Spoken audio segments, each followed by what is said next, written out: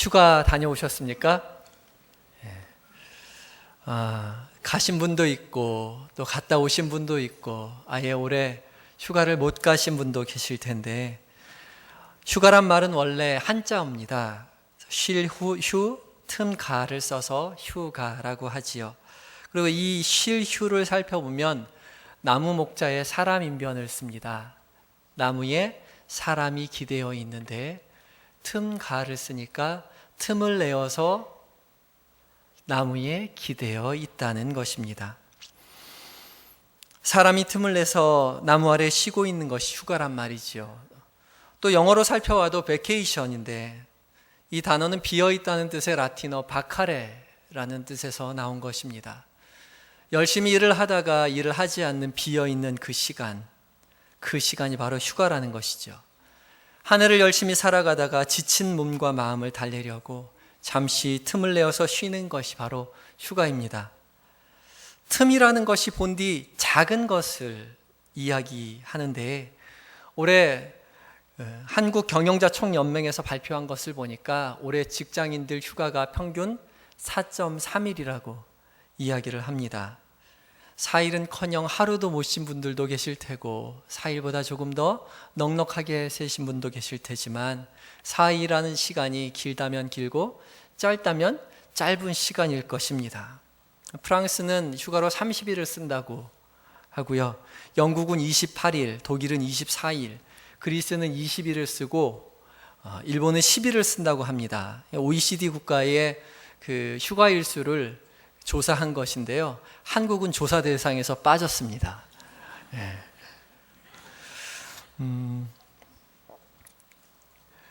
그래도 우리나라가 이렇게 남들 쉴 때 덜 쉬고 남들 쉴 때 안 쉬고 해서 열심히 노력한 결과로 우리나라는 그 어느 나라보다도 잘 사는 나라가 되었습니다. 급속한 성장을 이룬 것이죠. 세계 여러 나라들이 우리나라의 성장을 놀라했고 또 모델로 삼아서 많은 세계 각국의 사람들이 한국의 발전을 구경하러 옵니다.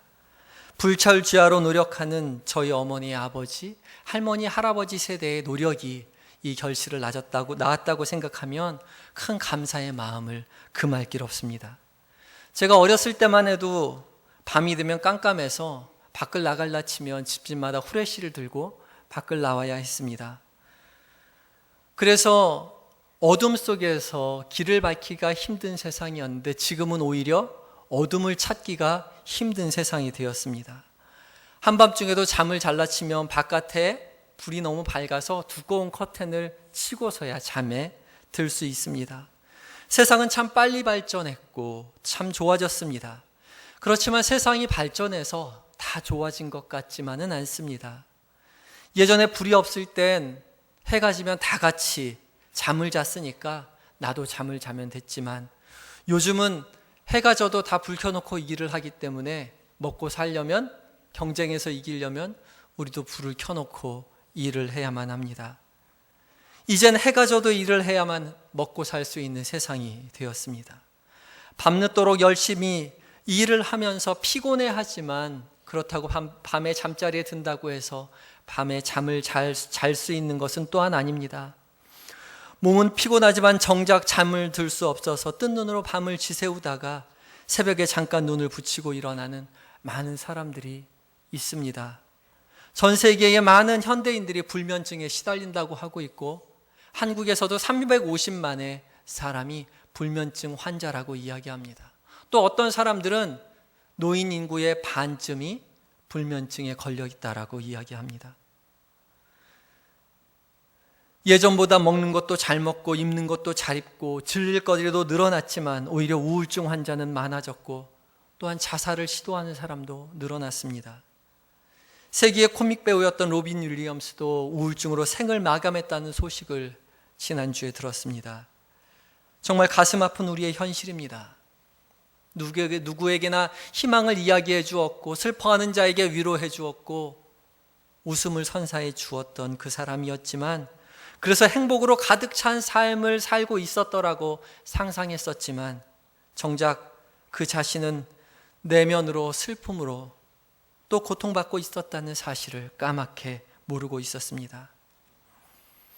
몸이 주는 휴가는 주어졌지만 좀처럼 마음은 편할 수 없고, 외양은 더 화려해질 수 모르지만 내면 더 고통받고 있습니다. 좋은 음식을 먹고 좋은 차를 타고 좋은 휴양지를 다니지만 고독과 불안과 우울증으로 고통받고 있는 사람들이 점점 늘어나고 있습니다. 이렇도록 현대에 여전히 고통을 겪고 있는 사람들에게 오늘 예수님은 초대의 말씀을 외치고 계십니다. 수고하고 무거운 짐진 자들아, 다 내게로 오라. 내가 너희를 쉬게 하리라. 아멘. 수고하고 계십니까? 무거운 짐을 지고 계십니까? 밤에 잠을 못 이루고 계십니까? 예수님께 나오십시오. 그리하면 쉼을 얻을 수 있습니다. 오늘 본문을 헬라어로 조금 더 깊이 번역해 보면 이렇습니다. 나에게로 오라. 모든 피곤하고 무거운 짐을 진 사람들아, 내가 너희를 반드시 쉬게 하겠다. 주님께서는 우리에게 반드시 쉬게 해주시겠다고 약속하고 있습니다.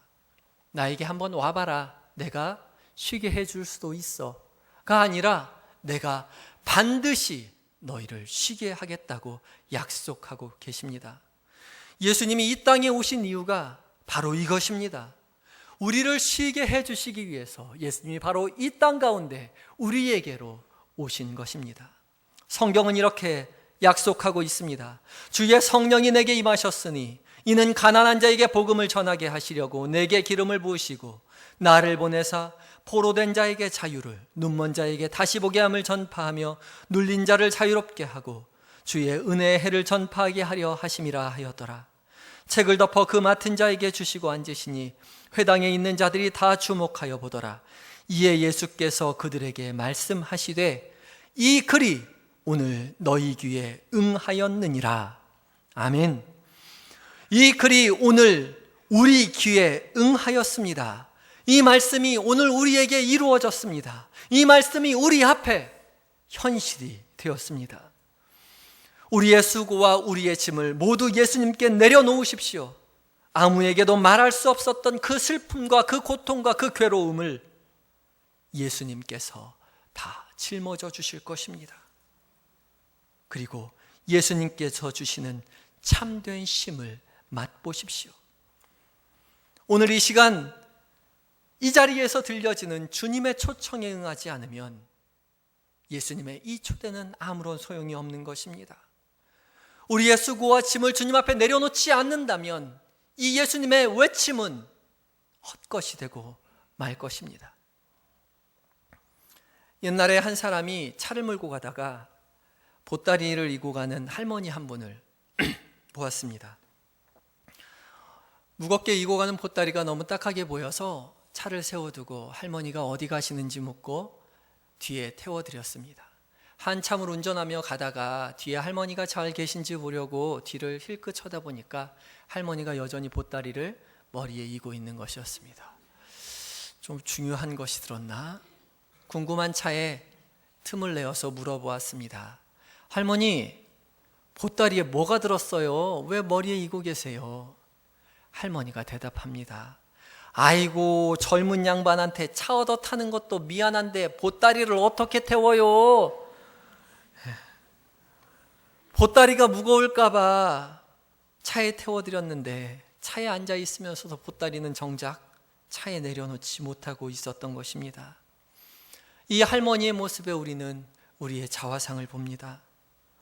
수고하고 무거운 짐을 가지고 허덕이는 모습이 안타까워서 저 높은 하나님의 나라에서 이곳 낮고 낮은 이 땅에 우리를 구원하시려고 오셨는데 우리는 여전히 보따리를 머리에 이고 있는 것입니다.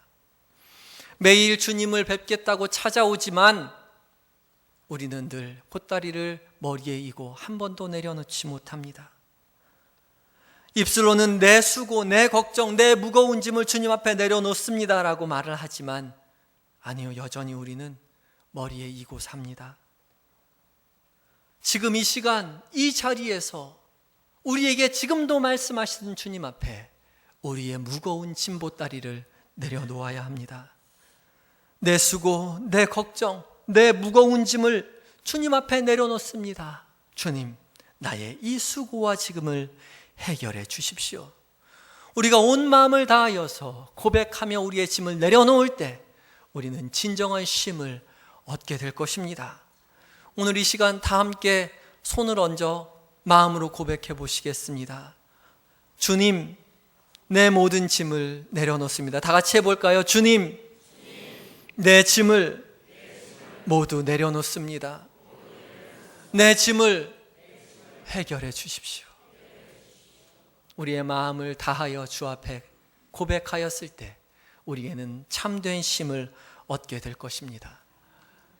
두 번째, 우리가 본문에서 주목해야 하는 것은 내게 배우라 라고 초청하는 주님의 메시지입니다. 28절에 다 내게로 오라 라고 초청하신 주님은 29절에 가서는 내게 배우라 라고 말씀하고 계십니다. 와서 지금 내가 짊어지고 있는 그 수고롭고 무거운 짐을 벗어버리고 대신에 가볍고 쉬운 나의 멍에를 메고 나에게 배우라라고 예수님이 말씀하고 계십니다. 나는 마음이 온유하고 겸손하니 나의 멍에를 메고 내게 배우라. 가볍고 쉬운 예수님의 명예는 온유와 겸손이라고 이야기하고 있습니다. 예수님은 우리에게 세상이 주는 무거운 짐 대신에 가볍디 가벼운 온유와 겸손을 짊어지라고 말씀하고 계십니다. 온유와 겸손을 짊어지면 우리의 문제가 해결될 수 있을까요? 온유와 겸손을 짊어지면 이 세상에서 구원 얻을 수 있을까요? 온유와 겸손은 세상의 방식이 아닌 예수님의 방식이요 곧 하나님의 방식임을 우리는 기억해야 합니다. 성경에 말씀합니다. 시온에 따라 크게 기뻐할지어다. 예루살렘에 따라 즐거이 부를지어다. 보라, 내 왕이 내게 임하시나니 그는 공의로우시며 구원을 베푸시며 겸손하여서 나귀를 탔나니 나귀의 작은 것 곧 나귀 새끼니라. 아멘. 스가랴 9장 9절의 말씀은 예수님의 예루살렘 입성을 예언한 구약의 말씀입니다. 보아라, 내게 공의와 구원을 베푸실 왕이 오실 것인데 그는 겸손하여서 나귀 새끼를 타고 왔단다. 그는 높고 높은 곳에서 너희를 구원하러 왔지만 강한 군대를 데리고 온 것도 아니요 강력한 무기를 들고 온 것도 아니요 가장 낮은 사람들에게 가장 낮은 모습으로 나귀를 타고 왔단다라고 이야기하고 있습니다. 세상엔 세상에서 통하는 세상의 방식이 존재합니다. 세상의 무기가 존재하는 것이죠. 부, 권세, 능력, 젊음, 세상에서만 통할 것 같은 세상의 방식을 우리는 선호합니다. 자본주의, 무한 경쟁 시대, 작은 정부, 신자유주의로 통하는 세상의 방식이 우리를 살려줄 것 같이 세상은 우리에게 이야기하지만 그것은 마시면 마실수록 갈증이 심해져서 탈수증으로 죽게 만드는 바닷물과 같다는 사실을 우리는 기억해야 합니다. 한 번 마시면 갈증이 없어질 것 같지만 잠깐 순간일 뿐이요 또 더 큰 갈증을 불러일으킨다는 것이죠.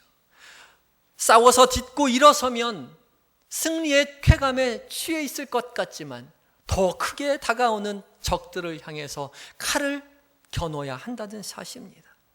더 큰 적은 더 큰 적을 낳고 더 큰 적은 더 큰 적을 낳고 결국은 다 죽게 되는 도식에 휩싸여 있습니다. 서로 싸워 이겨야만 승리한다는 도식은 결국에는 모두를 죽음으로 이끌고 말 것이기 때문입니다. 그러나 우리를 구원해 줄 하늘의 방식은 세상의 방식과 다릅니다. 예수 그리스도께서 이 땅 가운데 가지고 오신 하늘의 방식은 바로 온유와 겸손입니다. 온유와 겸손은 부드러움과 낮아짐을 이야기합니다. 상대방의 거친 말소리를 그대로 받아들어서 나도 더 거친 말소리로 상대방에게 내뱉는 것이 아니라 상대방의 거친 말소리에 한 발짝 뒤로 물러서서 그 거친 말소리 뒤에 숨어있는 그 상대방의 두려운 모습을 이해하고 받아들일 수 있는 넉넉함이 우리에게 존재해야 한다는 것입니다. 작은 개가 더 자주 짖는 법입니다. 두려운 개가 더 크게 짖는 법입니다. 우리에게 다가오는 많은 겨눈 칼들을, 거친 언어들을, 심한 비난들을 그저 그대로 받아들여도 더 큰 비난으로 그들을 맞서 싸우는 것이 아니라 목소리와 비난 속에 감춰진 그들의 두려움을 이해하고 받아들이고 포용할 때에 비로소 하나님의 사람의 삶이 시작되는 것입니다. 용케 부둥켜 싸워 이겨야만 하겠다는 상대방에게 기꺼이 사랑하는 마음으로 그의 자리를 내어주는 마음, 그것이 우리에게 필요합니다. 서로 부딪혀야 싸움이 되는데 온유와 겸손은 도무지 부딪히질 않으니 싸움이 되질 않습니다.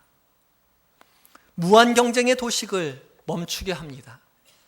굳이 밟고 올라서지 않아도 죽지 않는다는 사실을, 낮은 자리에 앉아서도 넉넉히 함께 살아갈 수 있다는 사실을 우리는 전해주어야 합니다. 세상은 약육강식으로 살아남아야 한다라고 이야기하지만 세상은 사실 그렇게 살아가고 있지 않습니다. 정글에 사자만 살고 있습니까? 그렇지 않습니다. 우리는 늘 싸워서 이겨서 사자와 같이 힘세게 살아남아야 된다고 이야기하지만 정글에는 사자만 살고 있지 않습니다.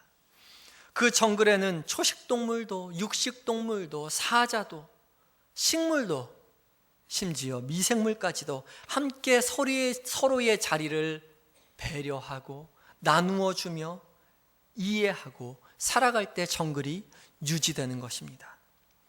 선지자 이사야는 하나님의 나라를 이렇게 묘사하고 있습니다. 성경이 말합니다.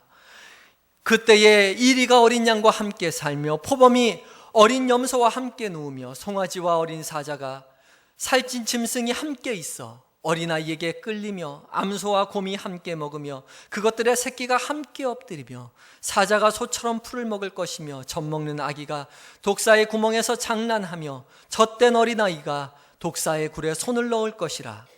내 거룩한 산 모든 곳에서 해됨도 없고 상함도 없을 것이니 이는 물이 바다를 덮음같이 여호와를 아는 지식이 세상에 충만할 것임이니라. 아멘. 하나님의 나라에는 힘센 이리와 표범과 사자와 독사들만 사는 나라가 아니고 또한 착하디고 착하고 순하디 순한 암소와 어린 양과 어린 아이만 살아있는 곳도 아닙니다. 하나님의 나라에는 암소도 있고 어린 양도 있지만 동시에 힘센 이리도 있고 표범도 있고 독사도 있고 사자도 있습니다. 그렇지만 중요한 것이 있습니다. 중요한 것은 더 이상 서로 적대시하지 않는다는 것입니다. 함께 뒹굴며 뛰어논다라고 성경이 표현하고 있습니다. 함께 어우러져 함께 살아가는 세상을 하나님의 나라로 선지자 이사야는 표현하고 있는 것입니다.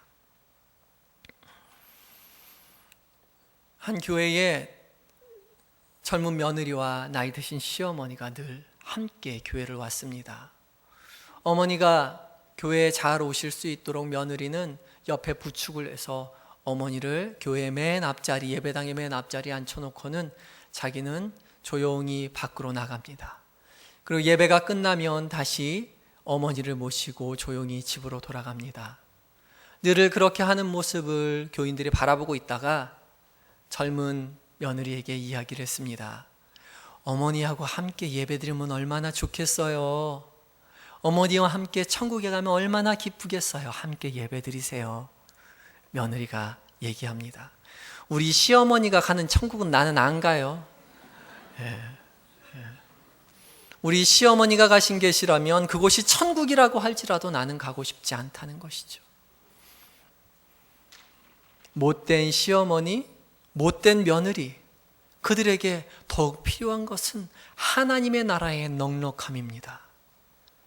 나에게 하나님의 나라가 필요하듯이 나에게 다가오는 많은 나를 힘들게 하는 무리들에게 더 많이 하나님의 나라가 필요하다는 사실을 기억하시고 넉넉히 그들을 받아들여 주십시오.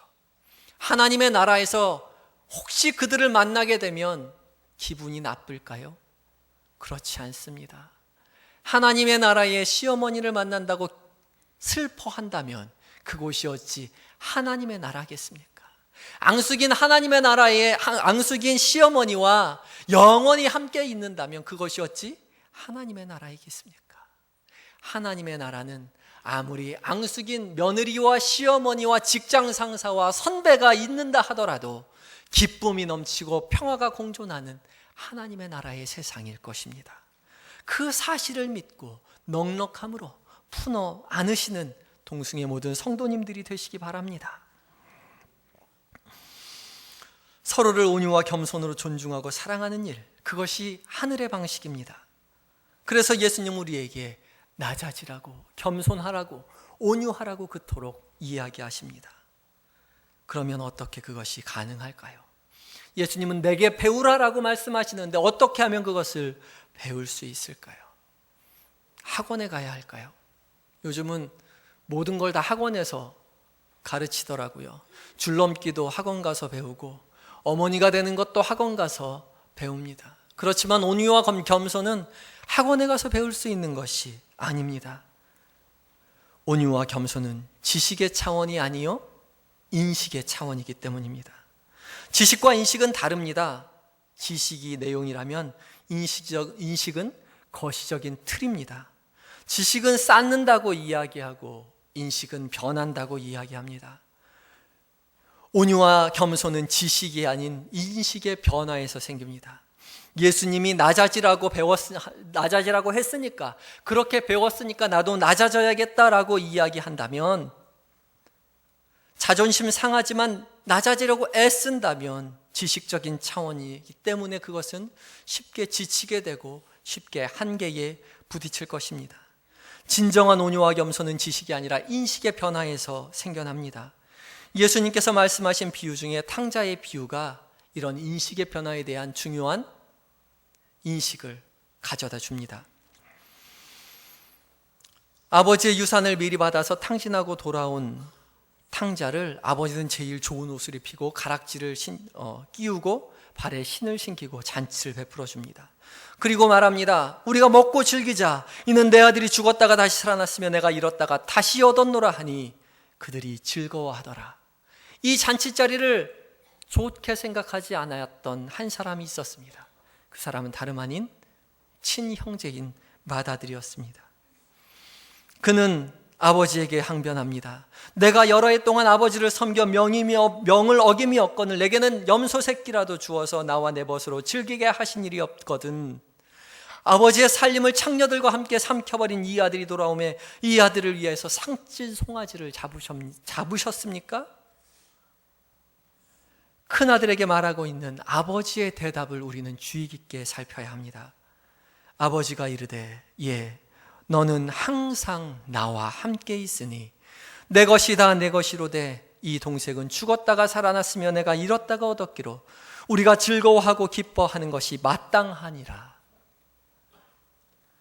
아버지가 큰아들에게 말합니다. 너는 나와 항상 함께 있으니 너의 모든 것이, 나의 모든 것이 너의 모든 것이 되지 않겠느냐. 입이 아버지의 것이 나의 것인데 송아지가 무슨 대수냐라고 이야기하는 것입니다. 우리 하늘아버지의 모든 재산이 우리의 것인데 그깟 높은 자리가, 언성에서 싸우는 것이, 그깟 자존심이 무슨 의미가 있겠습니까?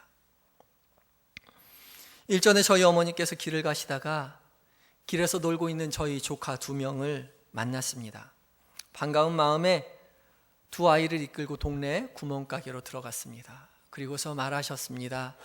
너희가 먹고 싶은 것 있으면 여기서 하나씩 골라봐. 뭐든지 좋아.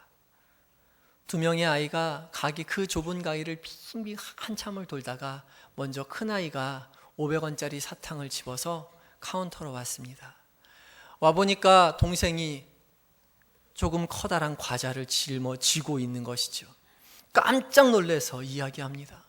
야, 그거 비싼 거야. 700원짜리야. 언니 눈에는 700원이 너무 커 보였던 것이죠. 그래서 700원짜리를 집고 싶었지만 자긴 500원짜리를 집었습니다. 그렇지만 우리 어머니의 눈에는, 지금 여기 계신 모든 성인들의 눈에는 500원짜리나 700원짜리나 거기라는 것이죠.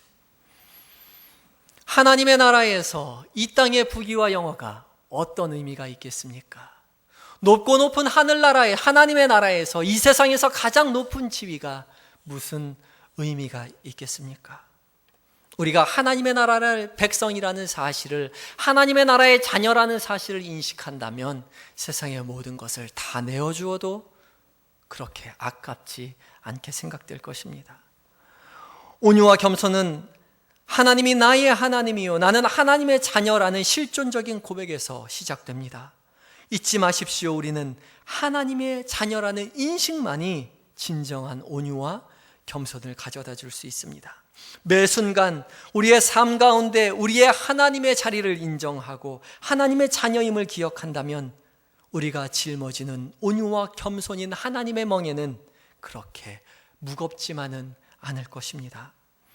가슴에 다시 한번 손을 얹고 스스로 고백해 보시겠습니다. 나는 이미 하나님의 자녀입니다. 나는 이미 하나님의 자녀입니다. 그렇습니다. 우리는 모두 이미 하나님의 자녀입니다. 마지막으로 세 번째 우리가 기억해야 하는 것은 우리의 심은 영혼의 문제라는 사실입니다. 본문 29절에서 예수님은 말씀하고 계십니다. 나는 마음이 온유하고 겸손하니 나의 멍에를 메고 내게 배우라. 그리하면 너희 마음이 쉼을 얻으리니. 아멘. 29절에는 두 번의 마음이 나옵니다. 첫 번째 마음은 나는 마음이 온유하고 겸손하니 라고 이야기할 때의 마음이고, 두 번째 마음은 너희 마음이 쉼을 얻으리니 라고 나올 때의 마음입니다. 앞에 나온 이 마음은 헬라어로 카르디아라는 단어를 쓰는데, 이 단어는 항상 mind, 그래서 마음을 이야기할 때, 표현할 때 일상적으로 쓰는 용어입니다. 그렇지만 그리하면 너희 마음이 쉼을 얻으리니 라고 이야기할 때 뒤에 나오는 이 마음은 헬라어로 푸시케라는 단어를 사용했습니다. 푸시케는 영혼이라는 뜻이고 혼이라는 뜻이며 영이라는 뜻이며 성령이라는 뜻을 함께 공유하고 있습니다. 너희 영혼이 쉼을 얻을 것이다 라고 성경이 이야기하고 있는 것입니다. 나는 마음이 온유하고 겸손하니 나의 멍에를 메고 내게 배우라. 그리하면 너의 영혼이 쉼을 얻으리니. 우리가 쉼을 얻지 못하는 문제는 육체적인 문제라고 생각합니다. 물질적인 문제라고 생각합니다. 시간적인 문제라고 생각합니다. 내가 조금 더 건강하면 쉴 수 있고, 내가 좀 더 부유하면 쉴 수 있고, 나에게 좀 더 시간이 주어지면 쉴 수 있다라고 이야기하지만, 사실은 궁극적으로 우리가 쉼을 쉬지 못하는 이유는 영혼의 문제라는 사실을 우리는 기억해야 합니다. 모든 인생은 영적인 존재입니다. 여호와 하나님이 땅의 흙으로 사람을 지으시고 생기를 그 코에 불어넣으시니 사람이 생령이 된지라. 성경은 하나님께서 모든 인생을 창조하실 때 그 코에 하나님의 숨, 생기를 불어넣고 이제 살아있는 생령이 되게 하셨다라고 말하고 있습니다. 그리하여서 모든 인생은 영적인 존재가 되었습니다. 그의 현실이 아무리 가난하여도 부하여도 강하여도 병약하여도 젊었어도 연로하여도 장애가 있어도 상관없이 모든 인생은 하나님의 영이 담겨 있는 영적인 존재라는 것입니다. 그러므로 우리의 영혼은 하나님의 곁에서 쉼을 얻을 때 비로소 우리 인생의 모든 수고와 짐이 온전히 해결될 것입니다. 우리는 하나님의 영이 담긴 영적인 존재입니다. 그래서 우리는 우리 존재의 근원 대신, 영의 근원 대신 하나님 곁에 있을 때 온전한 진정한 쉼을 얻을 수 있습니다. 하나님의 곁에서 진정한 쉼을 경험한 영혼은 영원히 하나님과 함께하는 하나님의 나라를 꿈꿀 수 있게 되는 것입니다. 태고적부터 인간은 영적인 존재였기 때문에 영의 문제를 해결하고 싶어 했습니다. 그래서 마술사를 두기도 했고 주술사를 두기도 했고 불교를 만들고 힌두교를 만들고 마호벳을 만들고 각종 종교를 만들어서 자신의 영에 만족을 주어보려고 노력했습니다. 그리고 또 많은 종교적인 체험을 갈망하면서 자신의 영을 만족시키려고 하였던 것이죠. 그리고 나서 자신의 마음속에 있는 영적인 모습을 발견합니다. 당연하죠. 모든 인생에게는 영이 있으니까요. 영을 발견한 사람들은 이야기합니다. 아, 나는 영이로구나. 나는 신이로구나. 내가 곧 신이다. 라고 말을 하죠. 그러나 그것은 틀렸습니다. 우리가 가지고 있는 우리의 영은 신의 전부가 아니라 신의 일부입니다. 영원하신 하나님의 조그마한 숨에 불과한 것이죠.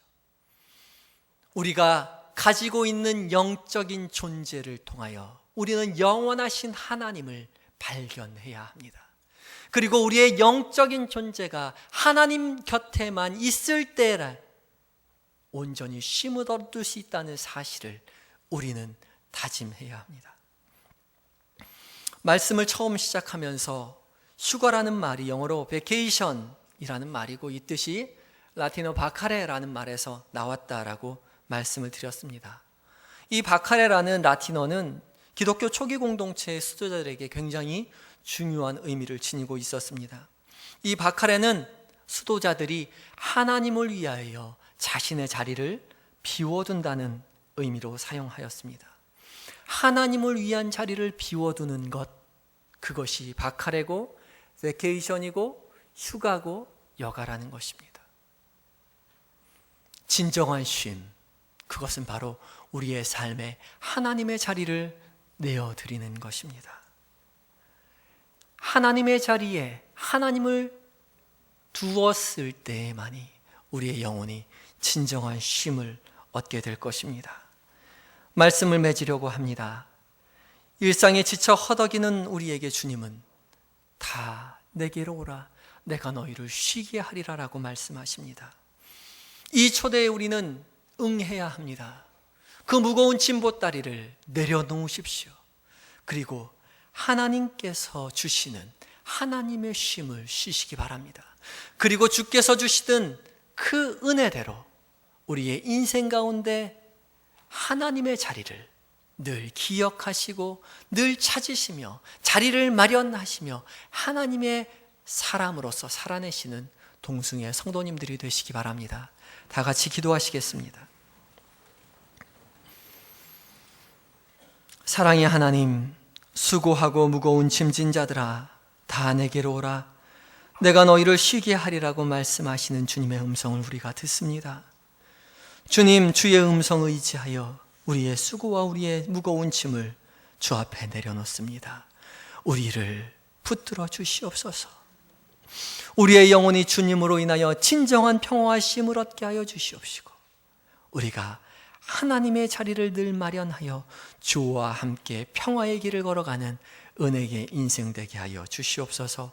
예수님의 이름으로 기도하였습니다. 아멘.